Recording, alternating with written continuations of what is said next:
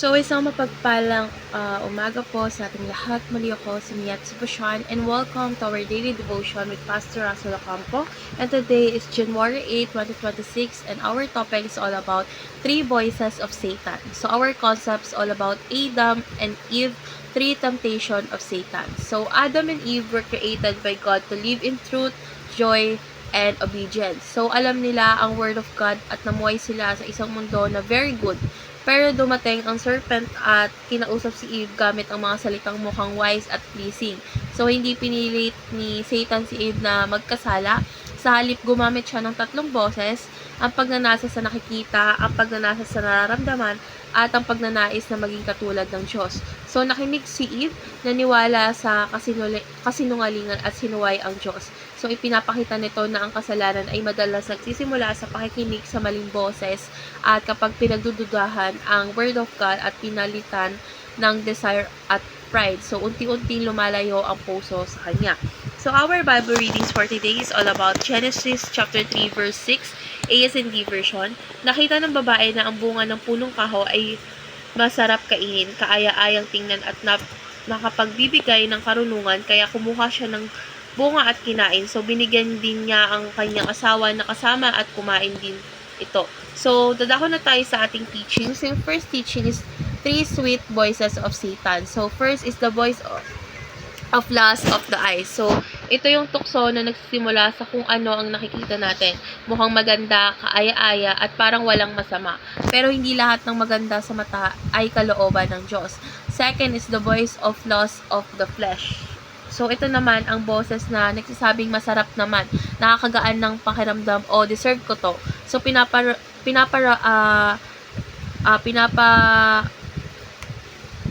dito ang pleasure kaysa sa obedience.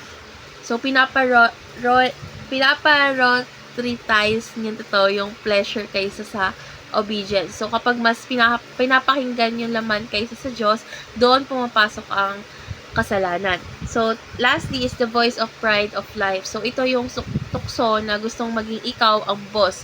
Ikaw yung masunod at ikaw yung mas tama. Gusto nitong palitan ng Diyos sa puso natin. Pride ang naguugat sa maraming kasalanan dahil tinatanggal ito yung dependence natin kay God. So, ngayon dadako na tayo sa ating application. So, yung first application is acknowledge only the voice of God.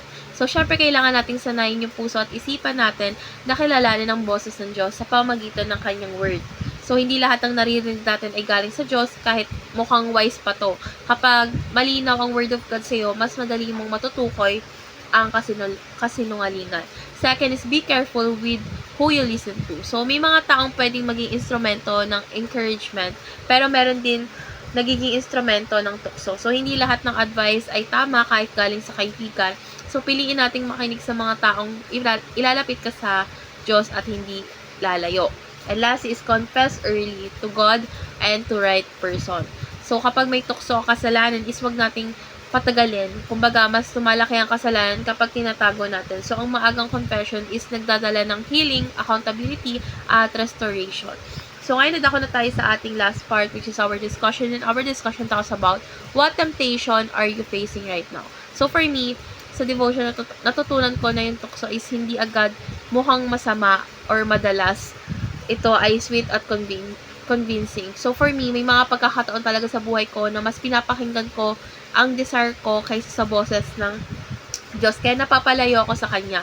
Ngayon, kailangan ko piliin or pinipili ko ngayon na maging mas alerto sa mga boses na pumapasok sa isip at puso ko. At magdesisyon na sundin ng Word of God kahit mahirap dahil alam kong doon may tunay na buhay. So, let's pray po. Lord God, maraming salamat po dahil pinapaalalahanan po kami na hindi lahat ng sweet na boses ay galing sa iyo. Lord God, tulungan mo kaming makilala ang iyong tinig at bigyan mo kami ng lakas ng loob na sumunod kahit may tukso. Lord God, linisin mo ang puso namin mula sa pride, loss, at maling desire. Ikaw lamang po ang gusto namin sundan. In Jesus' name we pray. Amen.